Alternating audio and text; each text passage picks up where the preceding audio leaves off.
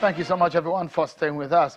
Cross River State in the Niger Delta region of the country may not have the APC as a ruling party in the state, but it does can boast of a minister, an influential minister like Usanu Huru Usani, and a senator in the National Assembly. And so when the issues of the leadership of the party in the state comes up, when there are parallel Congress and the party says there should be conducted primary for the Cross River APC leadership, and there is a court order on the other hand, what exactly should the members of the party in the state be looking forward to?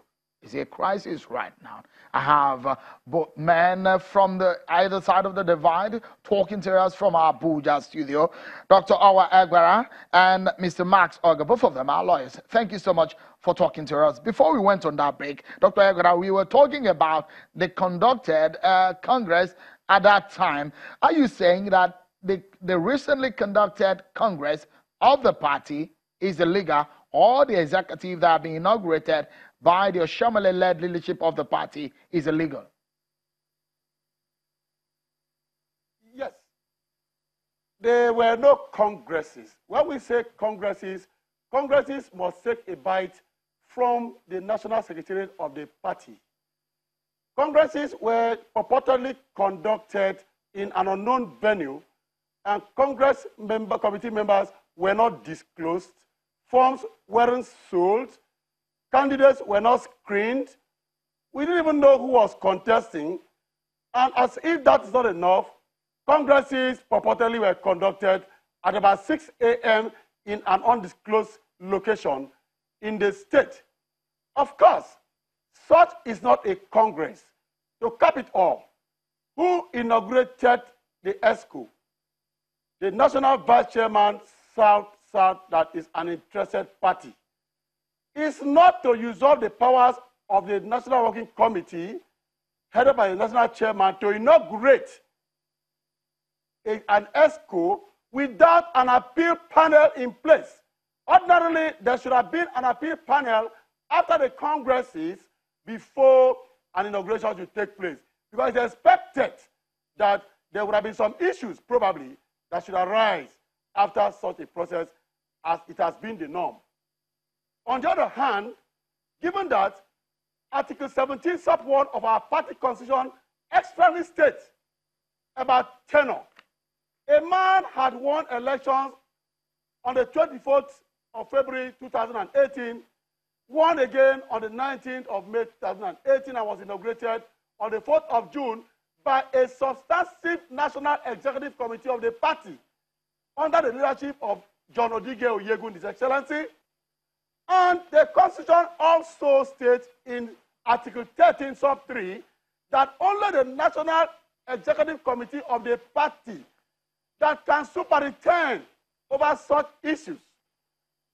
And that body is higher than the National Working Committee. And it will be a wild goose chase for the National Working Committee to turn around to go and review a decision taken by a higher body. Of course, the party constitution is a ground norm for APC. Article 21, Sub C1, talks about appeal. When the Congress was conducted on the 19th of May 2018, it beholds on whosoever was aggrieved to appeal. All right, Dr. Egbera, just a moment. Let me bring in Mr. Oga here. Let's quickly ask you a few questions concerning that Congress that where the new leadership emerged. So, do you have INEC at that Congress? Yes. Every person statutorily required to be present at the venue of a party Congress was present. The Independent National Electoral Commission was present. Officials of the party, as delegated and mandated by the National Secretariat of the party, were present. So there was indeed a very valid state Congress in Cross River State on the 22nd of August 2018. Was there also a validly constituted appeals committee set up and Are you aware of any of such before the Congress? Well, those are internal party issues.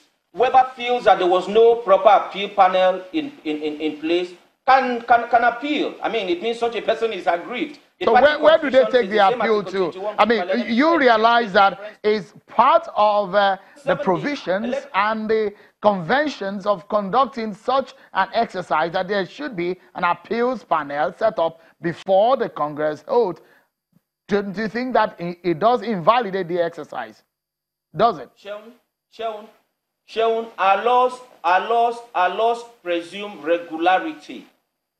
The Evidence Act, which is one of the extant laws in Nigeria, presume regularity. Whatever is done by validly constituted authorities is presumed to have been done regularly. So I say to you again that what happened in Calabar was regular. It was in tandem with the extant provisions of the Constitution of the All Progressives Congress.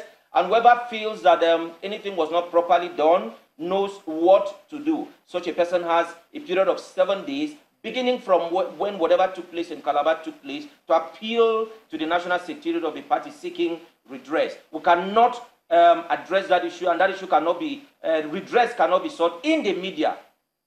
What time of the day was the Congress conducted? Well, contrary to the representation made by my learned friend Dr. Owa, that the Congress took place at 6 a.m., I differ from him. The Congress did not take place at 6 a.m. Remember that accreditation was done. If the rescheduled Congress took place at 6 a.m., when was accreditation done? The Congress didn't take place at 6 a.m. Of course, your colleagues in the media were there. All right, so let's close the program, and we will close in this light. I'll read to you some of the extracts from a court proceeding, and it goes that an order for accelerated hearing is hereby granted and case adjourned till October 25, 2008 for definite hearing in the APC state secretary.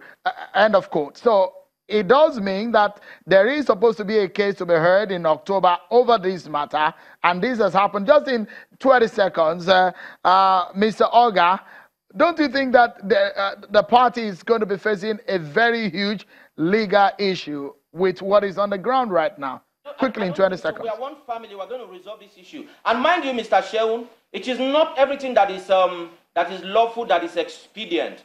Political disagreements and disputes are not necessarily resolved through legal means. Political disagreements and disputes all right. Let me allow Dr. Egbara to close for us just in 30 seconds. Dr. Egbara, your closing thoughts on the program as it stands right now is asking that you guys know what to do. What exactly are you going to be doing? Just in 30 seconds. Mr. Chairman, there is nothing we are going to do. The status quo ante bellum has to be maintained. Because I was saying something before I was cut short. If you check our party constitution, we cannot run away from the party constitution, that is the law. Article 21 sub B, 4 of it, talks about rules of fair hearing. If you say the NWC took a decision to dissolve the executive committee of the Cross River State APC on the 1st of August, the question that calls for answer is that, who was the appellant? And if in any suit there is no party to respond, how come a decision was taken? On the other hand, if at all a member I'm afraid we're out of time, Dr. Egbara. Well, we need to go at this moment. That's how far we can take on the program. Dr. Egbara, thank you so much. And Mr. Max Oga, thank you for coming on the program. That's how far we can go. That's our show for tonight, everyone. Many thanks for being part of it. I'm Sean Kimbale. Bye-bye.